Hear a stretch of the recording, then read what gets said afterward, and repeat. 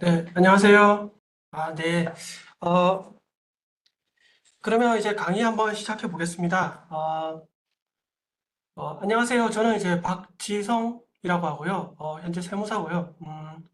제가 이번에 이제 한 3시간가량 이렇게 강의를 맡게 됐는데, 이게 이제 신규 사업자를 위한 기초세법 강의라는, 어, 이제 포맷을 가지고 이렇게 강의를 하도록 되어 있습니다. 한 3시간 강의인데요. 이 3시간 동안 이제 부가가치세, 소득세, 원천세까지 이렇게 다 여러분들 다 이렇게 어, 알 수, 알려드릴 수가 이제 뭐 없죠. 이렇게 너무 방대한 분량이라 요거 뭐 3시간 동안 모든 세법에 대해서 다 이렇게 강의를 할 수 있다면 그분은 정말 굉장히 대단한 사람이죠. 예, 그래서 일단 요 강의 자체가 신규 이제 사업을 하시고자 하시는 분 또는 신규로 사업을 시작하신 분들을 대상으로 해서 어, 뭐 기초적인 개념과 그리고 이제 알아야 될 사항들 그리고 뭐 해당 사항을 혜택했을 때 이제 뭐 어떤 제재 사항이 있는지 이런 거 위주로 해서 강의를 시작하도록 하겠습니다. 강의 순서는 일단 먼저 부가가치세, 원천세, 소득세 요 순서로 진행을 할 거고요. 부가가치세는 이제 파트가 조금 많아가지고 아마 시간이 50분을 조금 초과할 것 같고요. 그 나머지 부분은 50분이 조금 안 될 것 같은데 일단 강의는 이제 부가세부터 먼저 하고 그 다음에 이제 원천세 좀 쉬다가 그 다음에 원천세하고 소득세하고 이렇게 진행하도록 하겠습니다. 자, 첫 번째 이제 부가가치세입니다. 자, 부가가치세 개념부터 잠깐 알고 넘어가겠습니다. 여러분 다 아시겠지만 부가가치세란 이제 상품이나 그러니까 재화나 용역을 갖다가 제공하는 과정에서 생성되는 이제 마진이죠. 부가가치에 대해서 이제 부과하는 이제 세금인데, 요 마진을 계산할 때 부가가치세는 이렇게 계산합니다. 이제 보통 이제 매출,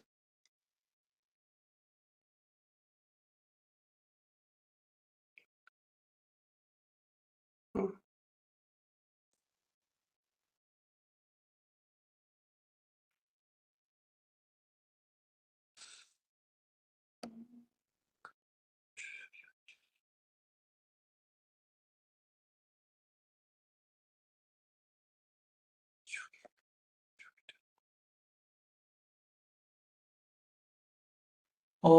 부가가치세라고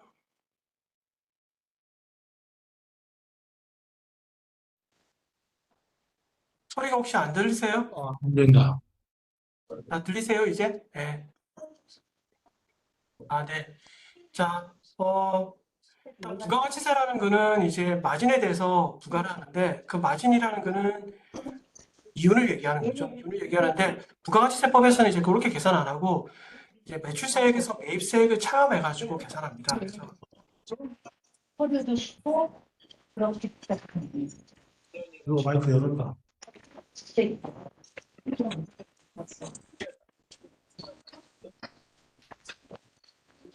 마이크를 내리는데. 이거 제가 모두 음소거 제거했는데 혹시 안 들리시는 분 계세요?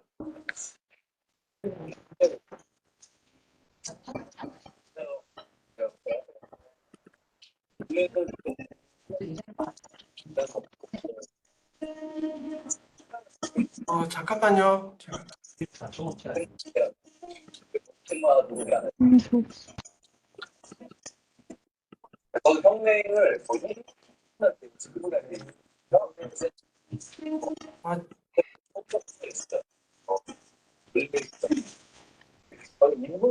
아, 저 죄송한데요. 분명히 일단 다른 분들 목소리까지 다 들리게 나오는데 음소 제거하니까 이거 어떻게 하지? 네, 네, 네.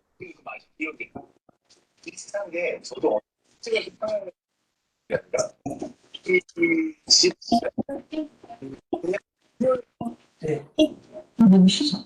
네, 잠시만.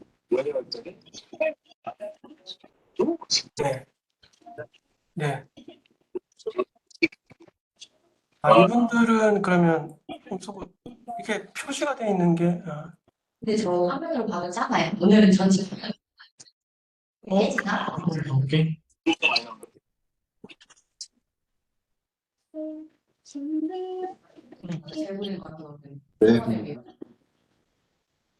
네.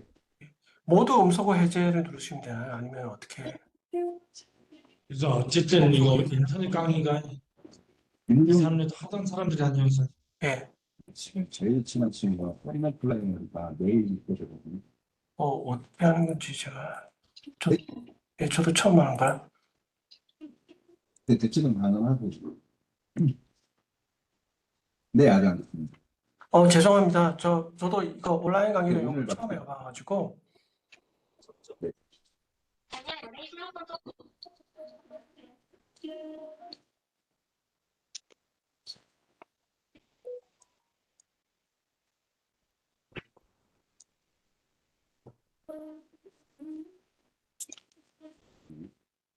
아랍에는 원래 주문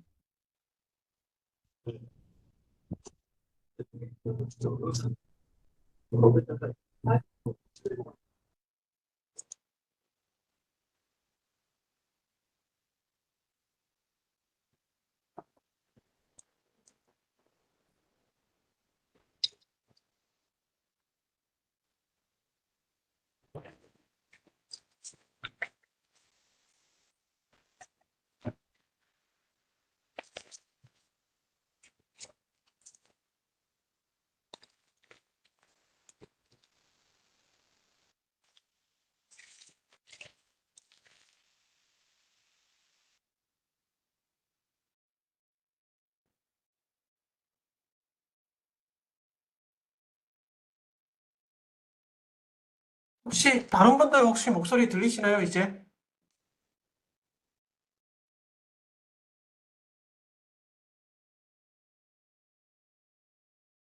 제 목소리만 들리시나요? 아, 네. 죄송합니다. 이거 뭐 시행착오가 좀 있어가지고.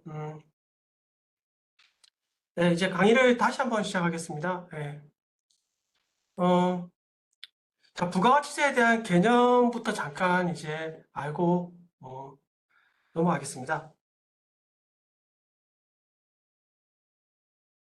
자, 부가가치세란 이제 그 재화 또는 용역을 공급했을 때 이제 들어가는 이제 마진에 대해서 부과하는 세금이죠. 근데 마진을 구하는데 매출액에서 매입을 빼가지고 마진을 구하는 게 아니라 이제 매출세액이라고 해서 매출액에서 어, 이제 세율을 곱해가지고 매출세액을 구하고 매입액에서 이제 세율을 곱해가지고 매입액을 구합니다. 구해서 이렇게 계산하는데 현행 부가가치세법은 세법은 매입세액 같은 경우는 세금 계산서라든지 신용카드라든지 현금 영수증이라든지 이거는 이제 우리 법정 증명 서류를 수취할 경우에만 매입세액이 공제가 되고요. 그래서 매출세액에서 매입세액을 빼서 납부세액을 구하는 이제 그런 구조로 되어 있고요.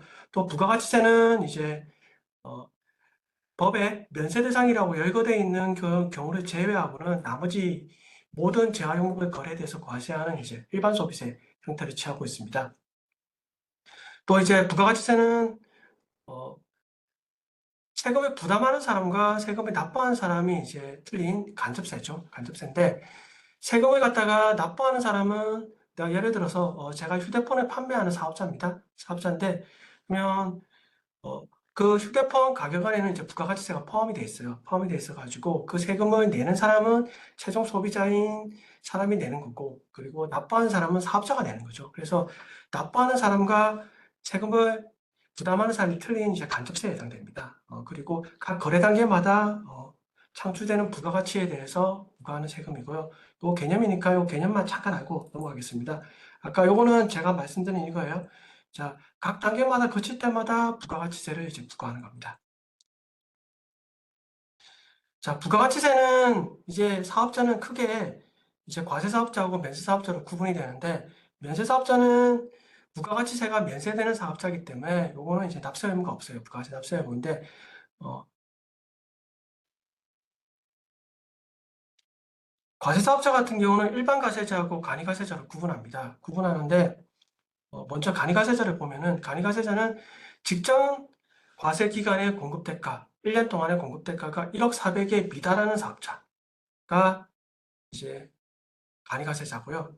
또는 이제 내가 처음에 신규로 사업을 개시했을 때 1억 400만 원이 미달할 거라고 예상해서 내가 간이가세 적용을 신고를 하면 간이가세가 적용됩니다. 그래서 여러분들 사업을 처음 시작하실 때 간이가세자로 할 건지 일반 가세자로 할 건지 갖다가 먼저 정하셔야 돼요. 정하셔야 되는데 일반적으로 간이가세자로 하시는 게 세금은 훨씬 더 작게 나옵니다. 작게 나오고 그 계산하는 방식은 제가 조금 이따가 한번 다시 설명해 드릴 거예요. 그래서 이러한 간이가세자를 제외한 나머지 사업자들은 다 일반 과세자라고 합니다. 일반 과세자라고 하고요. 면세사업자는 부가가치세가 과세되지 않는 품목을 공급하는 사업자를 우리는 이제 면세사업자라고 합니다. 그래서 면세사업자는 이제 그 부가가치세 과세가 안 되기 때문에 부가가치세법상 이제 해야 되는 의무를 갖다가 적용하지 않아도 됩니다. 적용하지 않고 이제 과세사업자만 적용하는 거고요. 면세품목은 이런 게 있어요. 면세품목은 이런 게 있는데 요거는 이제 그 강의 자료에 나오는 거 한번 읽어보시고요. 이런 품목들에 대해서는 부가가치세가 과세가 안 되는 겁니다. 안 되는 건데 뭐 예를 들어 가지고 여러분들 여기 학원업을 운영하시는 분들 학원업에 해당되는 교육 용역 같은 경우는 주무관청에 이제 등록하거나 이런 같은 경우는 면세됩니다. 면세되기 때문에 부가가치 신고를 안 하죠. 이분들은 안 하고 또 주택임대, 주택을 임대와 관련된 거는 부가가치세가 과세가 안 되는 면세품목입니다. 그래서 면세품목이라고 법에 열거되어 있는 걸 제외한 나머지들은 다 과세이기 때문에 부가가치세 신고 의무가 있고요. 자, 부가가치세 신고 납세는 언제부터 언제까지 하냐? 요거 좀 기억해 두세요.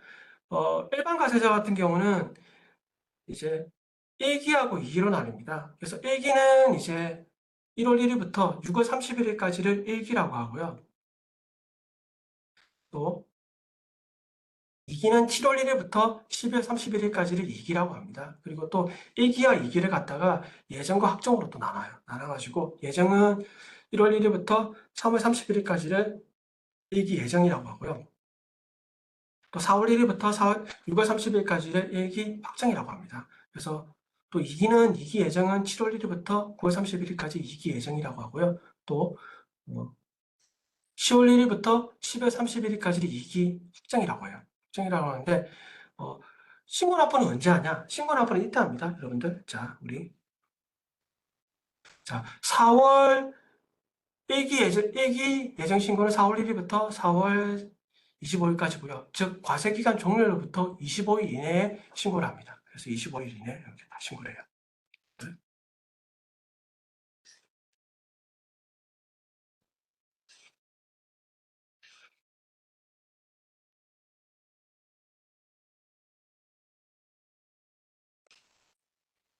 이게 좀 잘 안 되네.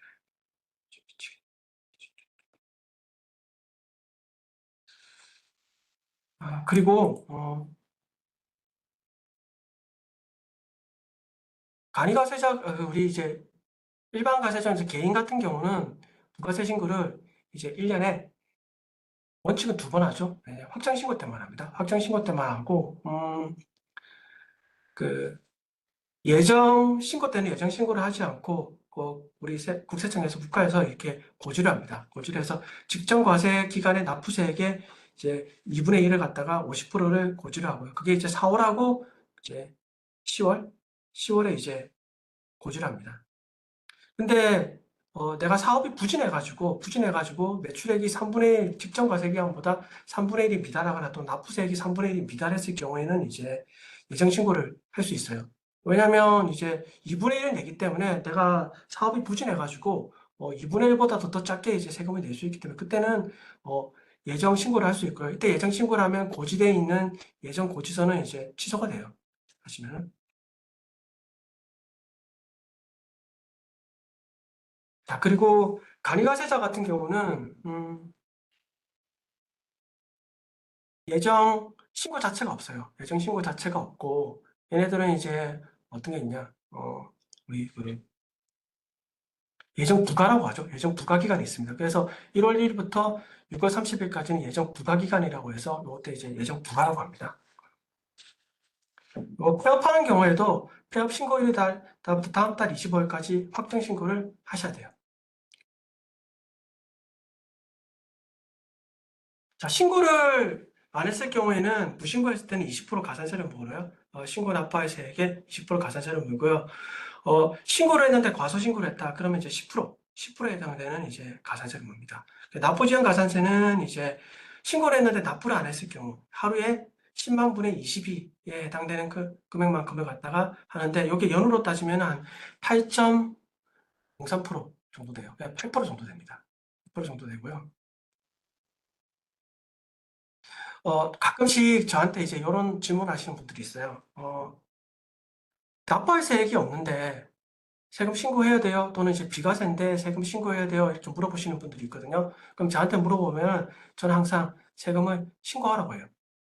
이게 왜냐면 신고를 했을 때는 과소신고 가산세가 부과되고요. 신고를 안 하면 이제 무신고 가산세가 부과되기 때문에 10%와 20%의 차이는 굉장히 큽니다. 그래서 납부할 세액이 이제 양도세 같은 경우는 이제 거의 뭐 1억씩 이렇게 나오는 경우도 많기 때문에 그러면 10% 차이면은 어떻습니까? 1,000만 원입니다. 그래서 세금 차이가 굉장히 많이 나요. 굉장히 많이 나기 때문에 여러분들 이제 신고는 제때 이때 기간마다 신고를 해주셔야 돼요.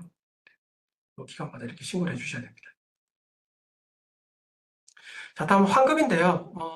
우리 보통 매출세액이 매입세액보다 더 크다 이러면 납부세액이 발생하고요. 또는 이제 매입세액이 더 크다 이러면 이제 환급세액이 발생합니다. 그래서 부가가치세를 이제 환급을 받는데 확정 신고했을 때는 그러니까 일반 환급 같은 경우는 환급을 갖다가 확정 신고 기한 경과한 후에 30일 이내에 환급을 해줘요.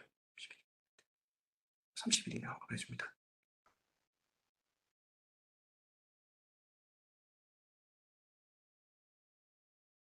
뭐 30일 이내에 이렇게 환급을 해주고요. 30일 이내에 환급을 해주고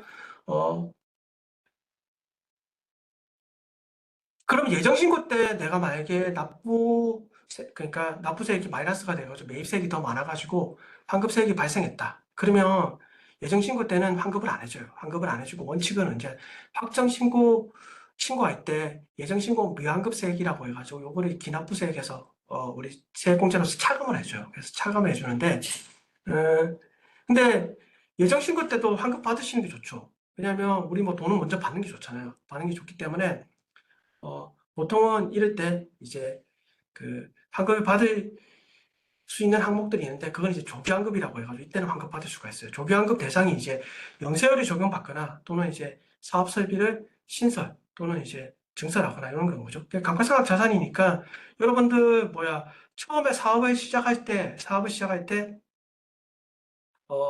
인테리어도 새로 하시고 또 뭐 내가 사업장을 갖다 사서 할 수도 있죠. 건물을 사서 할 수 있는 경우도 있고 또 뭐 관련 비품들을 갖다가 다 사면은 처음에 사업 초기에는 뭐 이제 매입세액이 많기 때문에 그때는 뭡니까? 매입세액이 훨씬 더 많아지니까 환급세액이 발생하죠. 발생하기 때문에 그때는 이제 조기환급이라고 신청할 수 있어요. 조기환급을 신청하면은 이때는 조기환급 신고 기한이 종료하는 날부터 15일 이내에 환급합니다. 그래서 예를 들어 가지고 내가 매월 단위로 신고한다. 매월 단위로 신고한다. 그러면 1월 1일부터 예를 들면 여기 보시면 1월 1일부터 1월 31일까지죠. 이때 환급세액이 발생했다. 그러면 25일까지니까 2월 20일까지 신고를 하고 그러면 그 신고 기간 경과한 후에 15일 이내에 환급이 됩니다. 또는 이제 매 2개월 단위로 신고할 수도 있어요. 그래서 1월 1일부터 2월 말일까지 또는 뭐 2월 단위니까 뭐 나중에 2개월 단위로 신고할 수도 있죠. 그러니까 4월 1일부터 5월 31일까지 이렇게 신고할 수도 있고, 그러니까 이때 그 기간이 지나고 난 이후에 이제 15일 이내에 환급이 가능해요. 그리고 예정신고 때도 여기에 대한 조기환급 사유가 있으면은 이때도 환급이 가능합니다. 환급이 가능하고, 여기 이제 조기환급을 받을 때는 여러분들 이제 세무서에 이렇게 신고를 하잖아요. 그러면 감가상각 등 그 취득 명세서라고 하죠. 그걸 이제 서류를 제출하는데 제출하고 세무서에서 또 이렇게 첨부서를 또 제출하라고 해요. 뭐 가령 예를 들어서 뭐 계약서라든지 또는 뭐 이제 세금 계산서라든지 뭐 견적서라든지 또는 이제 대금을 지급한 내역이라든지 이런 것들을 제출하라고 해요. 그럼 그걸 제출하면 그 제출한 내역을 보고 이제 환급을 해줘요. 환급을 해주기 때문에 여러분들 나중에 이제 사업을 시작해가지고 처음에 매입세액이 많아가지고 환급받을 대상이 된다. 이러면 뭐 조기 환급이라든지 또는 예정 신고 때 환급 신고를 하시는 게 좋습니다.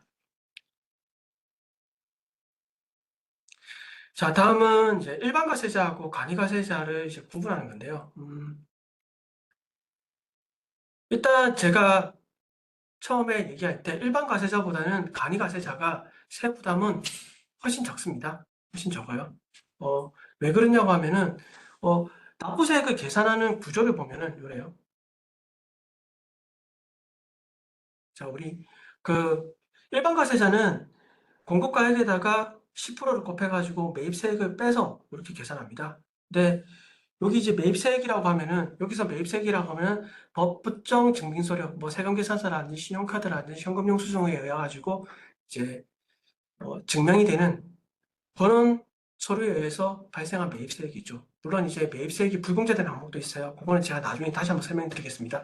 그래서 그걸 제외하고 나머지를 계산하는데 간이과세자 같은 경우는 어떻습니까? 여기 보시면은 자, 공급대가에다가 업종별 부가가치율 곱해 10% 곱해요. 그럼 업종별 부가가치율은 뭐 15%에서 40%까지 이렇게 계산이 되거든요. 그러니까 요 금액이 공급대가의 전체 공급가액의 전체 10%보다는 일정 부분에 이제 곱해가지고 금액을 부가율을 곱해줘가지고 계산하기 때문에 세금은 훨씬 작게 나와요. 또 간이과세자 같은 경우는 연간 공급대가의 합계액이 4,800만 원에 이제 미달했을 때는 납부도 면제해줘요. 납부도 면제해줍니다. 그래서 요거는 신고는 하시는데 납부세액 자체를 이제 면제해주는 거죠. 면제해주기 때문에 간이과세자로 하시는 게 최초에는 세금 부담하시는 게 훨씬 적습니다. 적은데 근데 간이과세자를 할 수 없으신 분들도 있어요. 가령 예를 들어 가지고 처음에 최초로 간이과세를 적용하면 세금계산서를 발급을 못해요. 법적으로. 그래서 세금계산서를 꼭 발급해야 되는 사업자 같은 경우는 간이과세자로 선택을 안 하고 보통 일반 과세자로 선택하시는 분들이 꽤 있습니다. 그래서 여러분들이 처음에 시작하실 때 이걸 간이과세자로 할 건지 또는 일반 과세자로 할 건지를 갖다가 여러분들 잘 선택하셔가지고 사업자 등록을 하시면 됩니다. 하시면 되고 일반적으로는 간이과세자가 세부담은 적으니까 세부담 측면에서 봤을 때는 간이과세자가 훨씬 유리하세요. 그래서 사업자 등록을 신청할 때 여기 간이과세 적용 여부라고 여기 있습니다. 여기에서 열을 선택하시면은 간이과세가 적용됩니다. 그 업종별 부가가치율은 이래요. 뭐 업종마다 조금씩 틀린데 소매업이나 음식점 같은 경우는 15%고요. 또 서비스업 같은 경우는 뭐 30%고 뭐 전문직 종사자 같은 경우는 이제 전문과 기술 서비스 이런 부동산 임대업 같은 경우는 40%예요. 그러니까 요런 꽤 크고요. 업종별로 이렇게 부가율이 좀 틀립니다. 틀려가지고 이 업종별 부가율에 의해 가지고 계산하는 구조로 돼 있어요. 그래서 처음에 시작하실 때 여기 열어 시작하시면 간이과세자로 적용받을 수 있어요. 물론 근데 간이과세자를 하더라도 간이과세 배제 업종을 갖다가 대상이 되는 경우에는 간이과세 적용이 안 됩니다. 가령 예를 들어 가지고 저같이 이제 전문직 종사자 같은 경우는 간이과세가 배제되는 업종이에요. 그래서 이런 것들은 무조건 일반 과세자로 등록하셔야 되는 거고요. 자, 다음 사업자 등록을 한번 보겠습니다. 사업자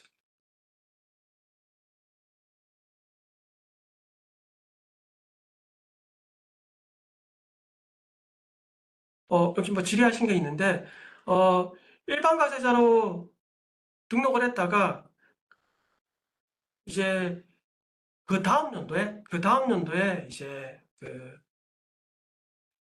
1년 동안 공급대가 1억 400이 미달되시면 간이과세자로 전환되세요. 간이과세자로 전환되십니다.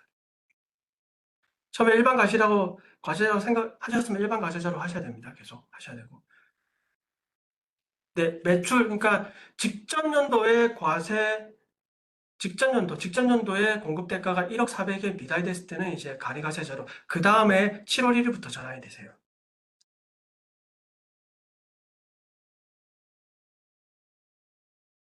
자, 그리고 사업자 등록인데, 사업자 등록은 원칙은 이거예요.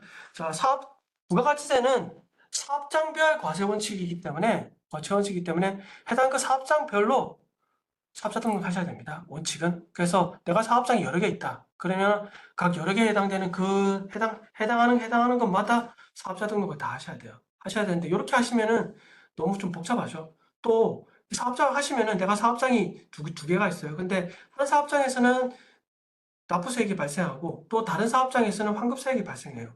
그러면 이제 납부수익이 발생하는 거는 신고 납부 기간에 납부를 하셔야 되고요. 환급수익이 발생하는 건 어떻습니까? 원칙은 일반환급 같은 경우는 확정신고기한 경과 후 30일 이내 환급을 받아요. 그러면 사업장 입장에서는 어떻습니까?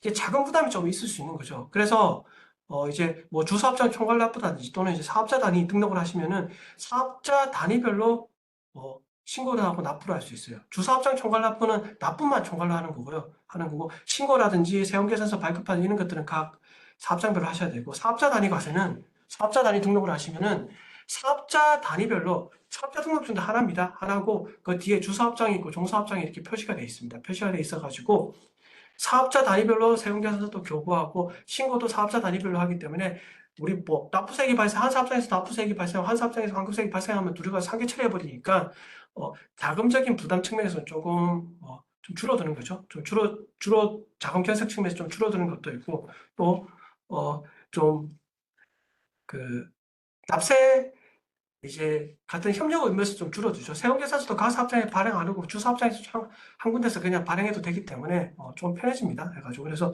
사업자 단위 과세를 하시는 분들도 꽤 많아요. 사업장이 여러 간 같은 경우 뭐 저도 이제 과거에 회사 다닐 때 제가 다니는 회사에서도 사업자 단위 과세를 적용했습니다. 그래서 요거는 뭐 그냥 개념 정도만 알고 넘어가겠습니다. 그 사업자 등록할 때 이제 필요 서류들은 이런 거예요. 근데 좀 주의하실 점이 뭐냐면 내가 허가를 받아야 되는 사업 같은 경우는 허가증이 있어야 됩니다. 허가증이 있어야 돼요. 가령 뭐 우리 뭐 재활용 판매업을 하는 것 같은 경우는 허가를 받거나 또 등록하거나 이렇게 해야 되거든요. 그런 것들은 여기 허가증이나 등록증이 있어야 되고요. 또 뭐 내가 동업하는 경우에는 이제 동업계약서도 첨부하셔야 됩니다. 동업계약 첨부해야 돼요. 요거는 세무서 가시면은 또는 이제 우리 홈택스 들어가시면 서식이 동업계약 서식이 있어요. 그래서 그 서식에 맞춰서 작성하시면 되고요. 또 한 가지 내가 임차한 건물인데 요거 확정일자를 받고 싶다. 확정일자를 받으면 나중에 내 임차한 건물이 이제 경매로 넘어가거나 공매로 넘어가거나 했을 때 우선 변제권이 있습니다. 있기 때문에 확정일자를 받아두시는 게 좋고요. 요거 받으시라고 하시면은 이제 세무서 처음에 사업자 등록하실 때 임대차계에서 원본에 가시면 거기서 도장을 찍어줘요. 도장을 찍어주면 거기서 이제 확정일자를 받으시면은 나중에 우선 변제권이 있습니다. 그래서 이거는 꼭 받아두시는 게 좋습니다. 저도 받았어요. 그래가지고 저도 임차한 건물에서 하고 있는데 사업자 등록을 하지 않았을 때 이제 불이익이 있는데요. 첫 번째가 뭐냐면은 사업자 등록을 하지 않으면은 일단 등록하기 전에 매입세금 공제가 되지 않아요.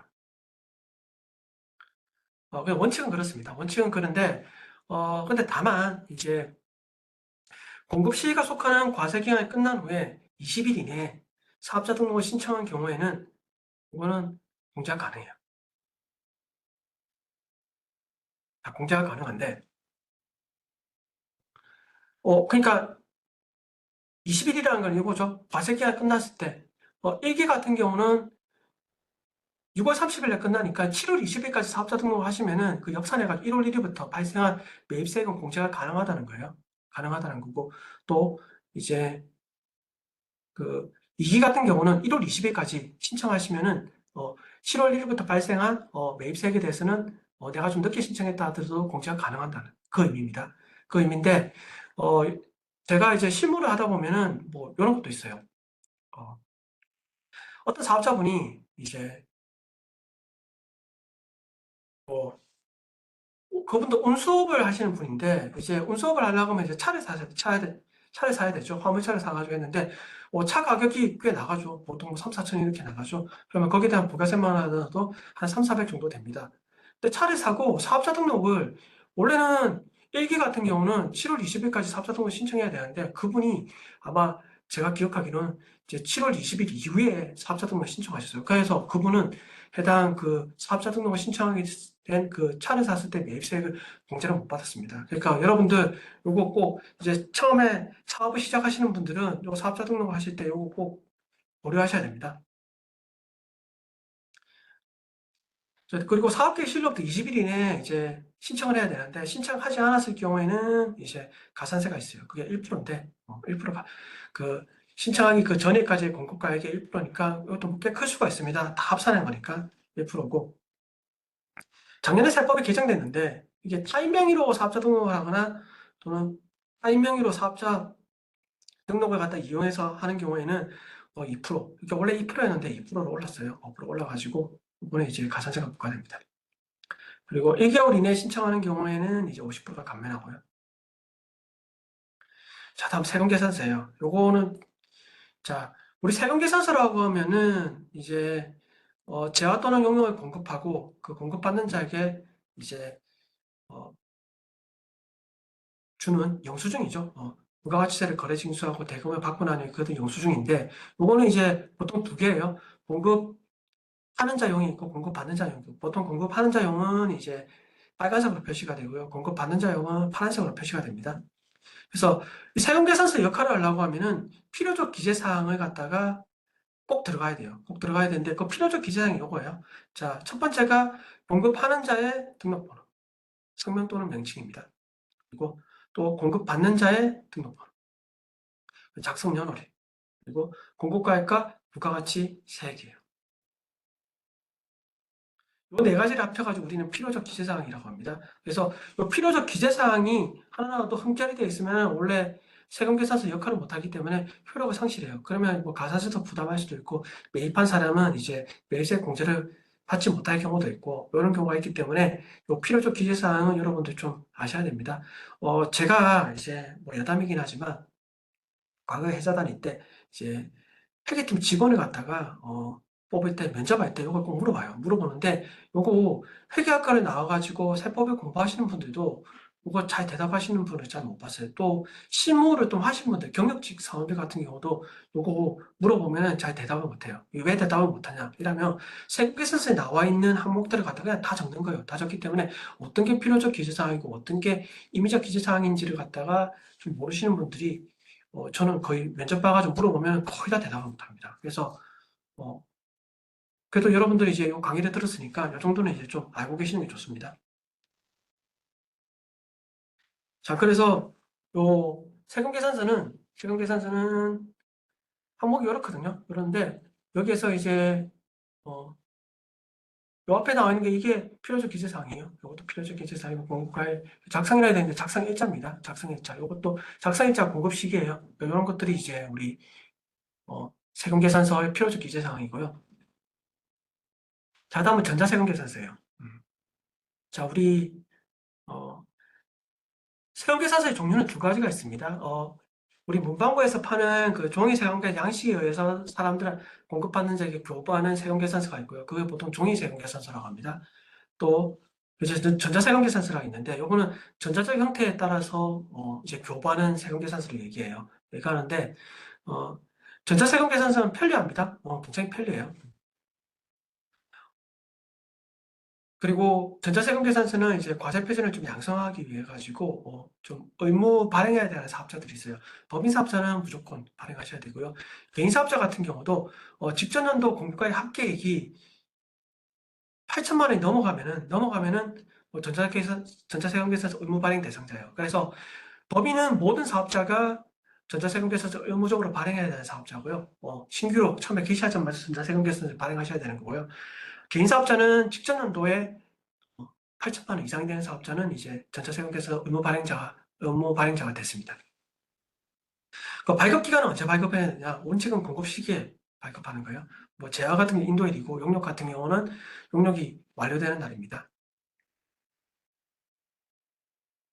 자, 다음은 이제 그 특례인데 이렇게 공급 시기마다 세금계산서를 발급하려고 하면 너무 귀찮죠?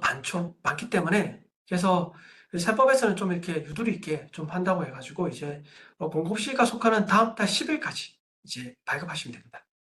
10일은 기억하셔야 돼요. 요거라도 하루라도 지나가시면은 여러분들 세금계산서를 갖다가 발급했는데 뭐 지연 발급했는데 가산세가 부과될 수 있습니다. 그래서 여기 10일이 만약에 뭐 주말이라든지 또는 뭐 공휴일이 껴 있으면은 그 다음 날로 되는 거예요. 그래서 뭐 10일이라는 거는 이제 공휴일이 아니었을 경우 얘기하는 겁니다. 전송도 이게 뭐냐면은 그 다음 날까지 전송하셔야 돼요.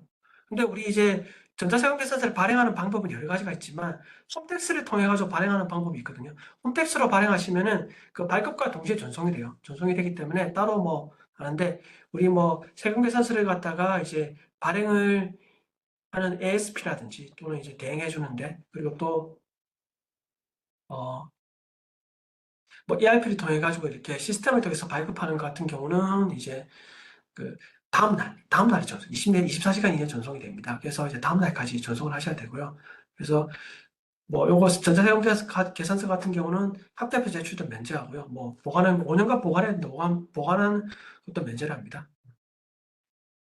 그럼 미발급했을 때는 가산세가 들어가요. 미발급이라는 의미 자체는 뭐냐면은 확정 신고 기간까지 발급을 안 한 경우에 미발급이에요. 그래서 확정 신고 기간 1기 같은 경우 7월 25일이죠. 그럼 7월 26일 날 발급했다. 이래도 미발급이에요. 그리고 발급 기간이 지나가지고 발급하고 난 이후에 확정 신고 기간까지 발급했으면 지연 발급이 되는 거예요. 이럴 때는 이제 미발급했을 경우는 2%, 또 지연 발급했을 경우에는 1% 가산세를 부과됩니다. 그리고 전자세금계산서 발급, 의무 발급 대상자가 종이세금계산서를 발급했을 경우에는 이제 1% 가산세를 부과해요. 그리고 전송도 확정 신고 기간까지 전송을 하지 않은 경우에는 이제 0.5%, 확정 신고 기간까지 전송한 경우에는 0.4%, 전송 기간이 지났을 경우에요. 발급일의 다음 날까지 전송해야 되는데 그 지나가지고 확정 신고 기간까지 발급 안 했을 경우에는 0.5%, 확정 신고 기간 발급했을 때 0.3% 가산세가 부과됩니다. 자, 전자세금 계산서를 발급하려고 하면은 여러분들 일단 먼저 전자세금 계산서용 공인인증서가 있거나 요거 한 은행에서 발급하시면 돼요. 이거 한 4,400원 정도 합니다. 일반 공인인증서로는 전자세금 계산서를 발급할 수 없어요. 그거 가지고는. 그래서 전자세금 계산서용 공인인증서 따로 있어요. 이게 4,400원 정도 하는 걸로 알고 있습니다. 저도 요거를 이제 하는 건데 하고 또 법령 공인인증서를 발급하거나 요거는 비싸요. 비싸기 때문에 요거는 뭐 하시는 거 제가 추천 안 합니다. 이거 거의 한 10만 원 하는 걸로 제가 알고 있어요. 그리고 이것도 아니면은 세무서 가셔가지고 있잖아요. 그 보안카드, 은행 보안카드와 똑같아요. 그러면 이제 전자세금 계산서용 보안카드를 발급해 주세요 하시면 발급해 줍니다. 그러면 그거를 가지고 발급하시든지 요 세 가지에서 발급할 수 있습니다. 그러면 이게 뭐냐면 우리 홈택스의 메뉴예요. 메뉴인데 홈택스 메뉴에 계산서 영수증 카드라는 메뉴가 있는데 거기 들어가셔가지고 전자세금에서 발급하고 메뉴 들어가시고 전자세금 건별 발급 들어가시면 전자세금 계산서를 발급할 수 있습니다. 뭐 제가 한번 캡처를 한번 떠났는데요. 자, 홈택스 들어가시면 화면이 이렇습니다. 그렇고요. 여기에 계산서 영수증 카드라고 하는 여기 메뉴에 들어가시면 요 메뉴가 나오는데 여기에서 전자세금 계산 발급 메뉴를 클릭하시면은 여기 전자세금 계산을 발급할 수 있는 메뉴들이 여러 가지가 있는데 여기서 전자세금에서 건별 발급 클릭하시면 전자세금 계산서를 발급할 수 있습니다. 요거 클릭하시면은 화면이 이렇게 떠요. 그래서 여기에 홈택스에 회원 가입했기 때문에 가입한 내용들이 뭐 자동적으로 이렇게 반영해서 뜨고요. 그리고 요 이제 사업자 등록번호죠. 여기에다 사업자 등록번호를 갖다가 넣으시고 나서 확인을 누르시면은 이게 뭐 정상적인 사업자 번호인지 아닌지를 갖다가 나옵니다. 나오고 작성일자를 입력하시고 그리고 공고가 입력하시면은 발급하실 수 있어요. 발급하시고 여기는 나머지는 이런 것들은 필요적 기재사항은 아닙니다. 굳이 안 적으셔도 상관없어요. 상관없고 품목이라든지 수량의 단가라든지 뭐 이런 것들은 상관없고요. 여기서 합계액이 요 안에 위에 나와 있는 요 공급가액과 세액란에다가 이렇게 표시가 됩니다. 표시가 돼요. 그래서 발급하기를 누르시면은 발급이 돼요. 자, 발급하지 않았을 때는 가산세는 제가 앞전에 한번 설명드렸습니다. 자, 미발급했을 때는 2%, 지연 발급했을 때는 6%.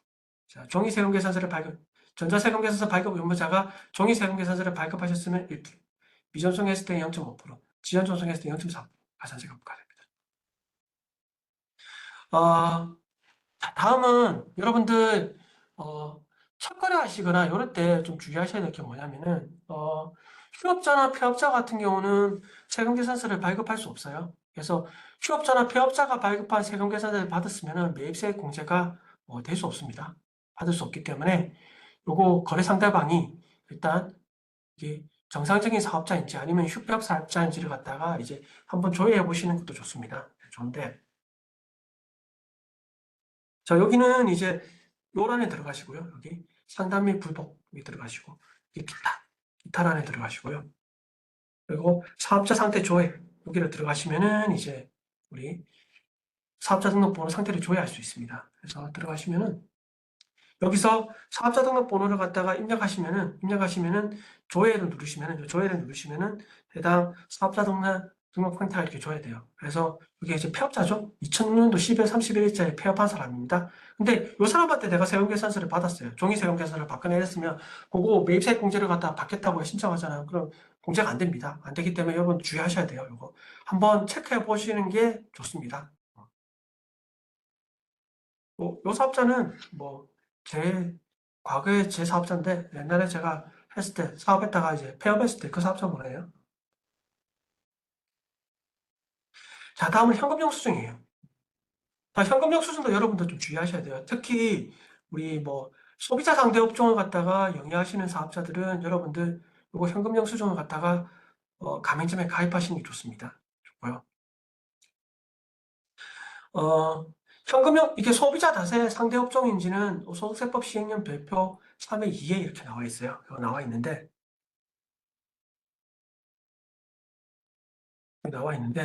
여기는 요 상대 업종인 경우에는 처음에는 바로 현금 영수증 의무 가입 대상자로 지정은 안 돼요. 지정은 안 되는데 다만 직전년도 사업 수익 금액이 2,400만 원이 넘어가 버리면 그다음 1월 1일부터 3월 31일까지 가맹점에 등록하셔야 됩니다. 이거 등록 안 하시면은 일단 가산세도 있긴 하지만 나중에 세액 감면을 받지 못해요. 받지 못하기 때문에 요거 내가 일단 그냥 무조건 현금 영수증 가입 대상자로 일단 가입하시는 거는 좋습니다. 일단 무조건. 자, 그리고 전문직이라든지 여기 현금 영수증 의무 발행 대상자 같은 경우는 이제 그, 개업했을 때부터 60일 이내 이제 하셔야 되는 거고요. 법인 사업자도 3월 이내입니다. 이게 시기가 조금씩 틀려요. 시기에 따라서 여러분들 이제 하시면 됩니다. 그래서 의무 발행 대상자, 이런 업종들은 의무 발행 대상자들이에요. 이런 업종들에 해당되시는 분은 자, 우리 현금 영수증에다가 가맹점에다가 가입하셔야 돼요. 자, 현금 영수증 가맹점 가입하는 방법에는 여러 가지가 있습니다. 자, 내가 신용카드 단말기를 설정했다. 그러면 자동적으로 현금 영수증 가맹점 가입이 돼요. 가입이 되고, 이제 인터넷, 우리 홈택스를 통해서 가입할 수도 있습니다. 홈택스를 통해서 가입할 수도 있고요. 또 전화로 ARC 시스템을 통해서도 가입할 수 있습니다. 요 가입하는 방법에 대해서 나와 있고요. 자, 우리 인터넷을 통해 가지고 우리 홈택스를 통해서 가입하는 방법에 대해서 잠깐 한번 제가 설명드리겠습니다. 자, 요 메뉴로 들어가시고요. 일단 자, 계산서 영수증 카드라는 메뉴 들어가시고요. 여기서 현금 영수증 가맹점 여기 클릭하시면은 발급에 들어가셔가지고 현금 영수증 사업자 신청 수정이라는 메뉴가 있어요. 여기를 들어가시면은 다음과 같은 화면이 떠요. 화면이 뜨면은 여기에서 담당자 성함, 보통 대표자 성함 이름 하시면 되죠. 전화번호 넣으시고 신청을 하시면은 보통 하루 이전에 등록이 됩니다. 되고요. 간단합니다. 여러분들 이거 등록하시는 거. 근데 이 간단한 방법에 안 해가지고 나중에 창업 중소기업 세액 감면이라든지 또는 우리 중소기업 특별세액 감면이라든지 이런 걸 못 받을 수 있으세요. 이거 가맹 전.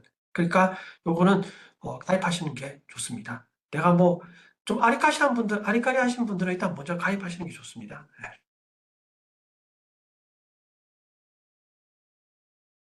그리고 내가 가입에 해당이 되는지 안 되는지, 의무 발행 대상자인지 또 대상이 되는지 안 되는지를 확인하시는 거는 여기 들어가시면 돼요. 자, 아까 여기서 말한 요 계산서 영수증 카드에서 현금 영수증 가맹점 들어가시고요. 그리고 가맹점 매출조에 들어가셔가지고 현금 영수증 가산세 및 가맹점 가입 의무 조회를 클릭하시면은 요 화면이 떠요. 요런 화면이 뜹니다. 이런 화면이 뜨면은 여기서 내가 가입 대상 의무는 대상이라고 적혀 있죠. 그럼 대상이면 가입하셔야 돼요. 가입하셔야 되고 의무 발행 대상 여부는 내가 아까 전문직 종사자인지 의무 발행 대상자들 있죠. 그 의무 발행 대상이라 떠요. 가입하셔가지고 자 가입 기간은 1월 2일까지 가입해야 되는데 10월 26일 날 가입했죠. 이렇게 이제 하셔야지 나중에 가산세라든지 또는 이제 그 세액 감면 이런 거 이제 받으실 수 있어요. 그래서 이런 것들은 가입하시는 게 좋습니다.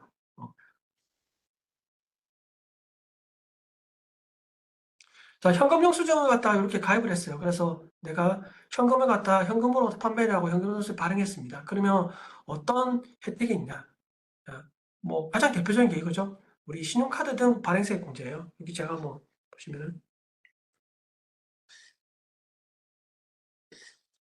자, 신용카드 등 발행세 공제인데 이게 지금 뭐 현금 영수증이니까 현금 영수증 발행세 공제라고 적었는데 이게 이제 현금 영수증이라든지 또는 신용카드를 갖다가 이제 발행을 했을 때 1.3%를 갖다가 공제가 됩니다. 1.3% 공제가 돼요.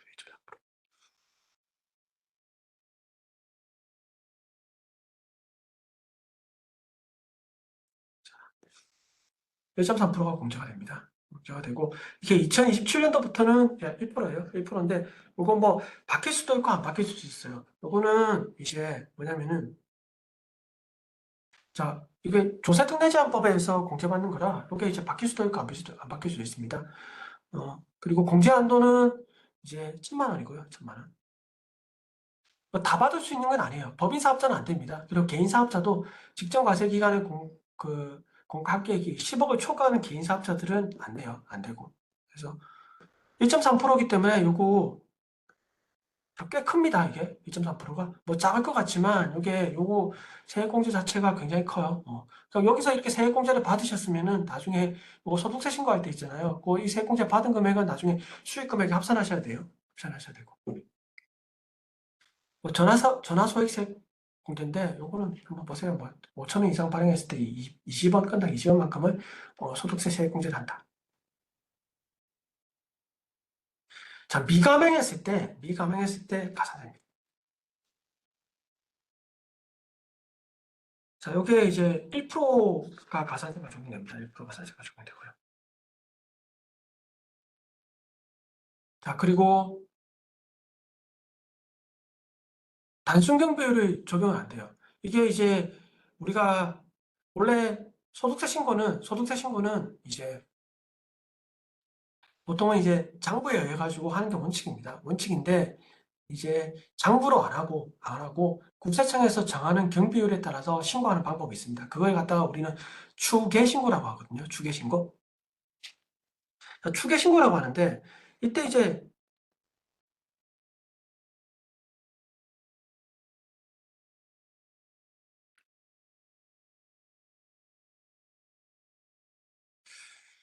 추계신고라고 하는데 요 추계신고를 하는 방법에는 두 가지가 있습니다. 이게 단순 경비율에 의해서 신고하는 방법이 있고요. 또는 기준 경비에 신고하는 방법이 있는데 우리 나중에 소득세 할 때 한번 제가 설명해 드릴까요? 단순 경비에 의해서 신고하는 방법이 세부담이 훨씬 적어요. 훨씬 적습니다. 근데 요 단순 경비 적용 대상자라 하더라도 단순 경비를 적용을 못 합니다. 신용카드. 그러니까 굉장히 불이익이 있는 거예요. 그리고 또 세액 감면도 미지분이에요. 그러니까 중소기업 특별세액 감면이라든지 또는 창업 중소기업 세액 감면이나 이런 것들은 받을 수 없습니다. 자, 그럼 현금 영수증 발급은 어떻게 하냐? 우리 그냥 뭐 신용카드 단말기 있으신 분들은 그 단말기로 발급하시면 되고요. 자, 홈택스를 통해서 발급하는 방법이에요. 발급하는 방법인데 여기에서 계산서, 영수증 카드에 들어가시고요. 그리고 현금 영수증 가맹점에 들어가시고 가서 현금 영수증 건별 발급 여기로 이제 들어가시면 됩니다. 그러면 이제 요 다음과 같은 화면이 떠요. 화면이 뜨는데 여기 자진 발급 여부에는 요 자진 발급이라는 건 뭐냐면은 어, 이 현금 영수증을 발행하려고 하면은 그 사람의 인적 사항을 알아야 돼요. 뭐 하다못해 뭐 휴대폰 번호라든지 또는 주민번호라든지 사업자 등록번호라든지 이런 걸 알아야 되는데 이제 그걸 모를 경우에는 현금 영수증을 발행할 수 없습니다. 발행할 수 없기 때문에 이때는 뭐예요? 그때 자진 발급이라고 해가지고 국세청 코드가 있어요. 010-000-1234라고 하는 그 전화번호에 가지고 자진 발급하는 경우. 그때 여러 선택하시는 거고요. 용도구분은 뭐 이게 소득공제형이냐 또는 지출증빙이냐 나뉘고요. 소득공제형은 이제 그 근로자들이 이제 소득공제를 받기 위해서 하는 거고 연말정산할 때 지출증빙용은 이제 사업자분이 이제 나중에 비용으로 처리하기 위해서 하는 거죠. 매입세 공제를 또 받기 위해서라든지 이런 게 있을 때 하고 자 거래용 과세냐 면세냐에 따라서 틀립니다. 그래서 뭐 총 거래 금액이랑 입력하시면 공과가 부가가세가 이렇게 자동으로 계산이 돼요. 그래서 여기서 발급 요청을 하시면 발급이 됩니다.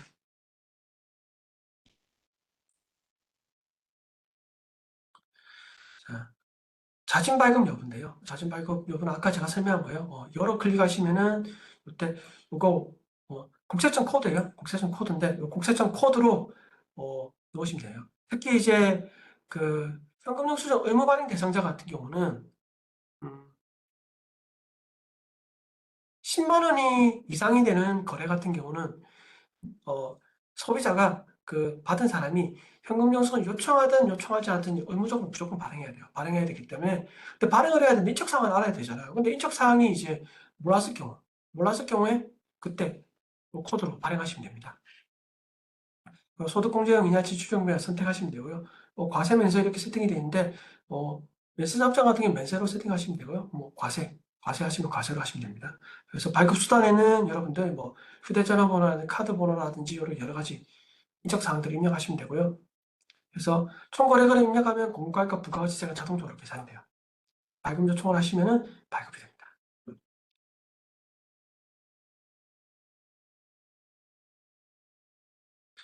자, 의무 발행 업종이에요.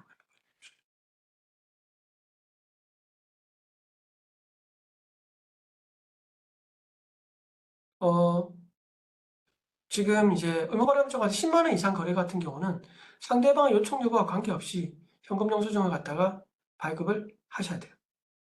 그래서 발급하지 않을 경우에는 20%에 대한 가산세를 부담해요. 이거 굉장히 크죠? 큽니다. 근데 과거에는 이거보다 더 컸어요. 50%였어요. 근데 지금 좀 많이 작아졌습니다. 작아졌고요. 그리고 10일 이내 자진 발급한 경우는 10% 가산세 부과, 10만 원 미만의 경우에는 5% 가산세를 부과합니다. 부과하고 일반 가맹점 같은 경우는 10만 원 미만의 동일해요. 5% 가산세를 부과합니다. 그리고 자진 발급할 수 있습니다. 거래처 인적 사항을 모를 때는 자진 발급하시면 됩니다. 이번에 이제 사업용 신용카드 관련돼 가지고 이제 있습니다. 사업용 신용카드는 이제 원래 신용카드를 수취했을 때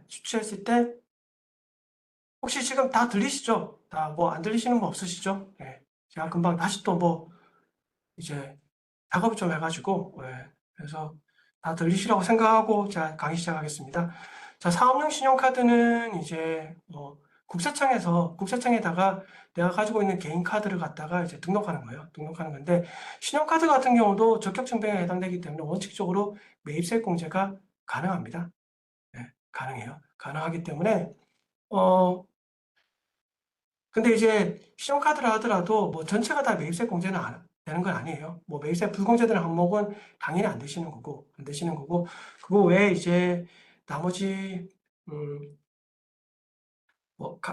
이제 영수증을 발행해야 되는 사업자들이 있어요. 세금계산서 발급이 면제되는, 금지되는 사업자들이 있어요. 그런 사업자들한테 받았을 때는 신용카드 같은 경우도 매입세 공제가 안 됩니다. 안 되기 때문에 그거를 이제 내가 그 사업자가 세금 계산서가 금지되는 사업자인지 아닌지를 갖다 여러분들 확인하기가 굉장히 어렵습니다. 어렵기 때문에 그런 걸 확인하기 위해서 이제 사업용 신용카드 등록하시면은 국세청에서 그런 사업자들은 일부 좀 걸러줘요. 걸러주기 때문에 사업용 신용카드로 등록해서 사용하시는 게 굉장히 좋습니다.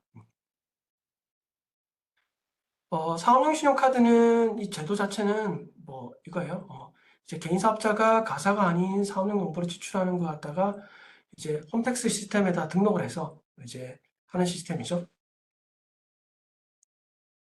그래서 여기서 등록된 사업용 신용카드는 우리 신용카드와 관련된 현금 영수증도 마찬가지예요. 이제 등록된 걸 갖다가 받으려고 하면은 이제 그 신용카드 매출전표 등 수령 명세서를 제출해야 되는데 요거를 제출하려고 하면은 해당 그 카드 번호라든지 또는 이제 그 거래처별로 합계 금액이란 이런 걸 다 제출해야 돼요. 제출해야 되는데 그거 제출 안 하셔도 돼요. 그거는 합계 금액만 다 제출하시면 되기 때문에 굉장히 편합니다. 편하고. 법인 사업자 같은 경우는 사업용 신용카드 자체가 사업용 신용카드 때문에 따로 등록할 필요가 없고요. 등록하는 방법에는 여기 계산서 및 영수증 카드 들어가시고 신용카드 매입 들어가시고 사업용 신용카드 등록조에 들어가시면 됩니다. 여기 들어가시면은 요 카드는 최대 50장까지 등록할 수 있고요. 그 다음에 요거는 개인 사업자 같은 경우는 대표자가 현금만 가능해요. 대표자 현금만 가능하기 때문에 대표자 명의 카드만 등록할 수 있습니다. 그래서 여기 선택란을 클릭하시면 이 선택란에는 각 카드 회사들이 쭉 나와요. 그 카드 회사에다가 여기 이제 카드 번호를 입력하고 전화번호 입력하고 등록 접수하시면은 바로 되진 않고요. 이거 보통 홈택스 국세청에서 각 카드 회사에서 이렇게 하셔가지고 연락을 해가지고 확인하고 이런 절차가 있기 때문에 정도 한 달 정도 걸리는 것 같더라고요. 예. 그래서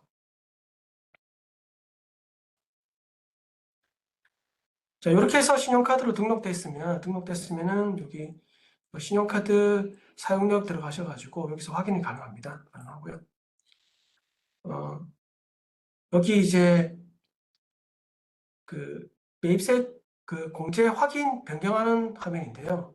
요 화면에서 요 매입세 불공제된 항목을 공제로 바꿀 수도 있어요. 바꿀 수도 있는데 요거는 제가 앞선에 얘기했을 때 한번 신용카드 매출 전표 같은 경우는 전체가 다 공제되는 게 아니라 신용카드 매출 전표를 갖다가 수령했다 하더라도 영수증을 발행해야 되는 사업자들이 있어요. 또는 간이가세자 같은 경우도 세금계산서 발행이 금지되는 사업자라든지 이런 사업자들한테 신용카드 매출 전표를 수령했다 하더라도 이것들은 공제가 안 됩니다. 근데 그거를 해당 그 사업자가 간이가세자인지 또는 영수증 대상 사업자인지 여러분들 확인하시려면 굉장히 어렵습니다. 이거 확인하기 어려운데 국세청에서 이 부분들을 갖다 걸려줘요. 그래서 고난 사업자들에 해당되는 것 같은 경우는 뭐라고 적혀있냐면 당연불균제라고 적혀 있어요. 그래서 이런 것들은 제외하고 나머지들은 이제 뭐 공제가 되는 항목들은 공제라고 적혀 있고요. 또는 선택 불공제라고 적혀 있는 것 같은 경우 이거는 이제 사업자의 현황에 맞게 이게 이제 수정할 수 있어요. 이거 체크하시고 하면 이렇게 활성화돼요. 여기 이 부분이 이렇게 활성화되기 때문에 활성화되면 이거 공제로 바꾸시면 됩니다. 이거 공제로 바꾸시면 되고요. 이렇게 변경하시면 됩니다. 자, 그리고 이렇게 이제 사업용 신용카드 된 것 같은 경우는 해당 사항을 여기서 확인할 수가 있어요. 여기서 확인할 수가 있어요. 그래서 공제되는 게 얼마인지, 불공제되는 게 얼마인지 이런 게 확인할 수 있습니다.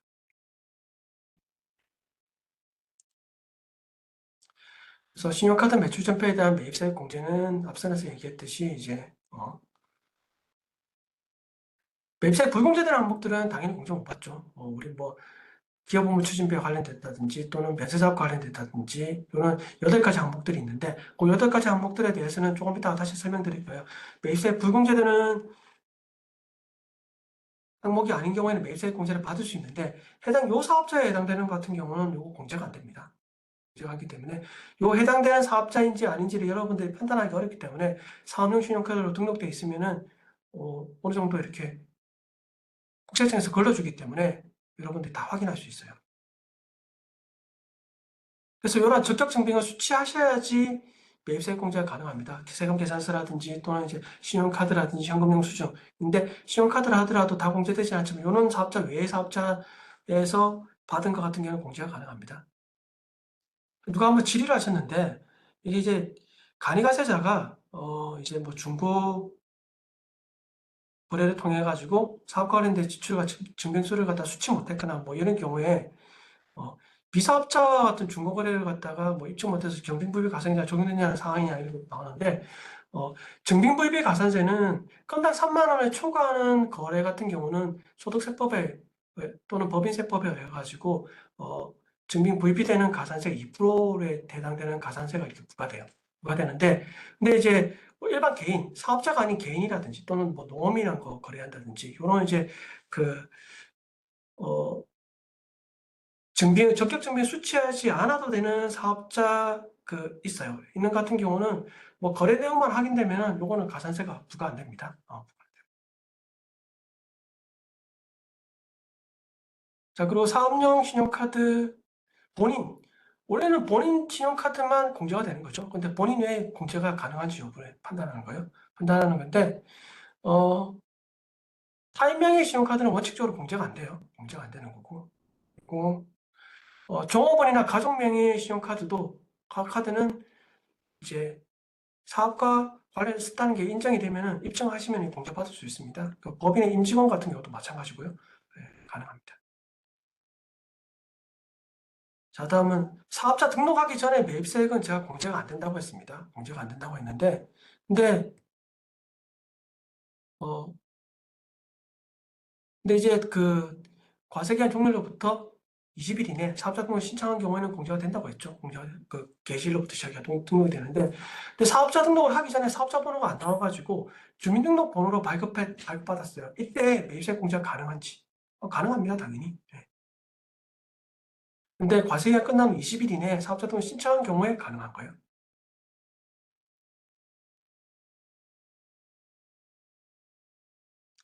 자, 주민등록번호로 수취했을 때, 여러분들 처음에 사업 시작할 때 아직 내가 사업자 등록번호가 안 나왔어요. 안 나와가지고 여기 이제 주민등록번호로 수취했을 경우 그때 주민등록 수취번호 갖다가 사업자 수취번호를 이렇게 어떻게 전환하냐. 요거는 여기 계산서 및 영수증 홈택스 들어가셔가지고 여기 메뉴 들어가셔가지고 전자세금계산서 조회 들어가시고 주민등록 수취번 전환 및 조회 들어가셔가지고 여기 수취번 전환 요 메뉴를 클릭하시면 그래서 해당 월을 선택하셔서 조회 누르시면은 해당 그 내용이 나타나요. 그러니까 이 전환하기 누르시면은 전환이 되십니다. 자, 주민등록번호 수취했을 때 주의 사항입니다. 요거 당연히 과세가 끝난 후 20일 이내 사업자 등을 신청한 경우에만 주민등록 발급번호 갖다가 사업자 수취번호로 전환할 수 있습니다. 그러니까 전환하시면은 매입세 공제가 가능해요. 근데 사업자 등록하고 난 이후에 주민등록번호로 발급받았어요. 요거는 원칙적으로는 매입세 공제가 안 됩니다. 전환도 안 되고요. 전환도 안 되고 공제받을 수가 없습니다. 이제 빨간색으로 표시된 거는 제가 처음에 했을 때 오타가 있어가지고 이번에 제가 다 수정해가지고 그 자료를 올렸어요. 올렸는데 올렸을 때 수정한 부분이 이렇게 빨간색으로 표시되어 있습니다. 그래서 여러분들 나중에 기존에 받으셨던 자료를 받으실 분은 요거 확인하시면 됩니다.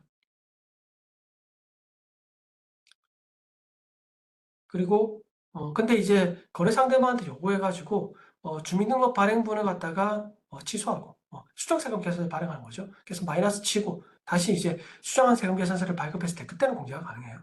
그리고 공부가액 응수인 수정세금 계산서는 사업자번호 전환할 수 없습니다. 자, 물품을 구입하고 영수증을 받았는데 이때 매입세 공제가 영수증 받았으면 안 돼요. 우리 법정 증빙 서류라고 할 수 있는 세금 계산서 그리고 신용카드 현금 영수증 요거 발행했을 때만 공제가 되는 겁니다. 자, 사업과 관련해서 우리 승용차를 구입했는데 이때 가입된 매입세 공제가 가능한지. 자, 우리 개별 소비세가 과세되는 승용차. 8인승 이하 차량이에요. 근데 이제 그 차량 같은 경우는 내가 부가가치세를 부담했다 하더라도 매입세 공제가 안 됩니다. 이거 비영업용 소형 승용차 유지와 관련된 것 같은 경우는 공제가 안 됩니다. 근데 경차 같은 경우는 되고요. 9인승 이상 차량은 돼요. 그래서 뭐 카니발 9인승 같은 경우는 사셨으면 매입세 공제가 됩니다. 뭐 우리 그 화물차 이런 것들은 승용차가 아니기 때문에 이거 당연히 공제가 되고요. 승합차도 당연히 공제가 됩니다. 근데 이제 운수업이라든지 자동차 판매업이라든지 이런 게 자동차 임대업, 뭐 리스 회사라든지 렌트카라든지 또는 택시 회사라든지 이런 게 해당되는 것 같은 영업과 직접적으로 관련되어 있기 때문에 이런 것들은 승용차를 하더라도 공제가 돼요. 자, 매입세액이 불공제된 항목인데 요거는 좀 기억해 주세요, 여러분들. 여기에 해당되는 사항들은 우리 매입세액이 공제가 안 됩니다. 세금계산서를 수취했다 하더라도 매입세액이 공제가 안 되고요. 신용카드를 수취했다 하더라도 공제가 안 됩니다. 현금영수증 수취했다 하더라도 공제가 안 돼요. 이게 이제 세금계산서를 갖다가 미수취하고 당연히 안 되죠, 미수취. 또 불명분, 필요적 규제사항이 잘못 기재된 경우 이때도 공제 안 됩니다. 근데 이제 뭐 이게 다른 거래 사실에 의해 가지고 확인된 경우는 공제가 가능해요. 비고란을 한번 살펴보십시오. 그리고 매입처의 세금계산 상표편이 미제출하고 불명했을 때 이것도 공제가 안 됩니다. 사업과 관련된 거 당연히 안 됩니다. 그래가지고 비영업용 소형 승용차 유지와 관련된 거 이것도 공제가 안 돼요. 다음에 기업 업무 추진비 적대비와 관련된 거 이것도 공제가 안 됩니다. 면세사업과 관련된 거 그리고 토지의 자본적 지출과 관련된 매입세 그리고 등록을 신청하기 전에 생긴 매입세 이것도 공제가 안 됩니다. 요건데 20일 이내에 했을 때는 공제가 가능해요. 이런 것들은 공제가 안 되니까 이런 것들은 매입세액이 불공개되는 거예요. 그래서 우리 부가세 신고할 때 세금계산서를 받았다 하더라도 불금으로 처리하셔야 됩니다. 자, 부가가치세를 이제 절세하려면 어떻게 절세해야 되냐? 꼭 있습니다. 간단하게. 자, 매입했을 때 세금계산서라든지 신용카드라든지 현금 영수증을 수취하셔야 돼요. 당연히. 요거 수취했을 때 해야지 일단 기본적으로 매입세 공제가 가능합니다. 그리고 세금계산서를 받았을 때 이게 사업자 등록이라든지 또는 휴평 여부를 확인하셔야 돼요. 그래서 앞선에서 확인하는 방법은 제가 한번 알려드렸어요. 홈택스 들어가셔가지고 여기 사업자 번호를 쳐셔가지고 해당 요 사업자가 정상적인 사업자인지 아닌지를 갖다가 일단 여러분들이 한번 확인하셔야 됩니다.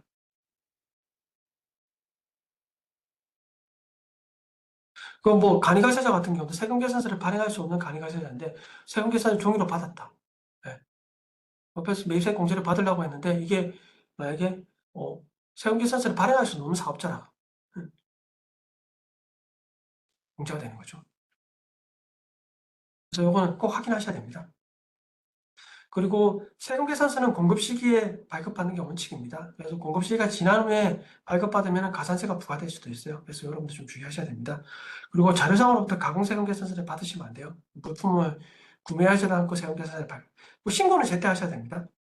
신고를 제때 하지 않으시면은 요거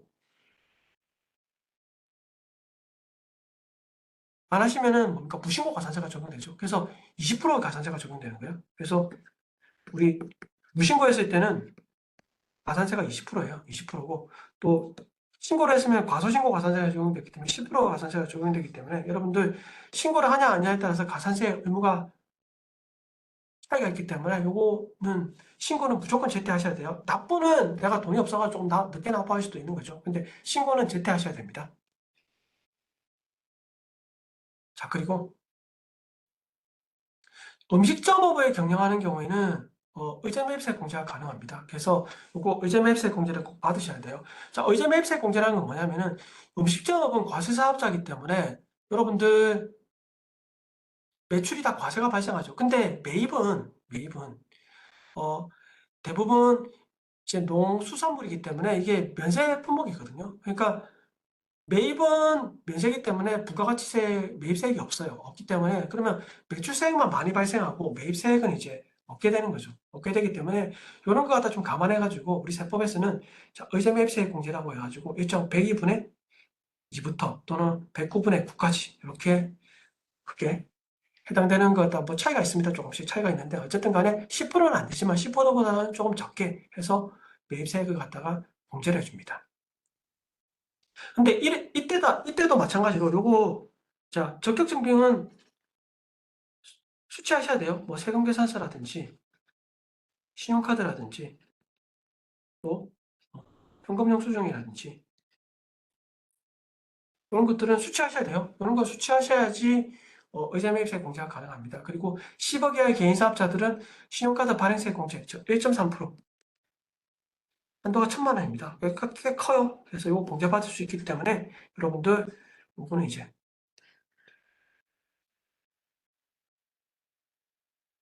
하셔야 되고요.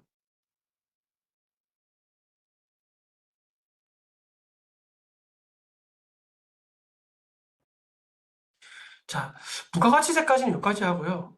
그리고 어떤 분이 좀 질의하셨는데, 사업자 등록을 신청하기 전에 매입세의 경우 20일을 초과하는 건인데 가산세 등과 같은 징벌적 부과되는 게 맞냐? 이렇게 나와 있는데, 그러니까 사업자 등록을 신청하기 전에 매입세액은 원칙은 매입세액이 공제가 안 됩니다. 안 되는 거고요. 안 되는 거고. 근데, 신청을 하고 난 이후에 뭐 사업 개시 하고 나서 사업은 그냥 사업자동 신청하러 사업을 계속 개시하고 있었어요. 근데 과세기한 종료일부터 20일 이내에 그러니까 1기 같은 경우는 7월 20일이고 2기는 이제 1월 25일이죠. 그 다음 연도 그까지 신청을 하실 경우에는 매입세 공제가 가능하기 때문에 가능합니다. 그래서 뭐 20일에 초과한 거에 대해서 가산세 같은 징벌적 부과가 되는 거 있나요? 했는데 20일을 그러니까 경렬로부터 20일 이내 신고하시면 매입세 공제는 되고요. 그 대신 이제 어, 20일 이내에 사업자 등록 신청 안 하시면 이제 가산세가 부과되는 거죠. 가산세. 그 가산세는 이제 미등록 가산세가 부과됩니다. 그래서 등록을 신청하기 전까지 1%, 1%에 해당되는 가산세가 부과됩니다.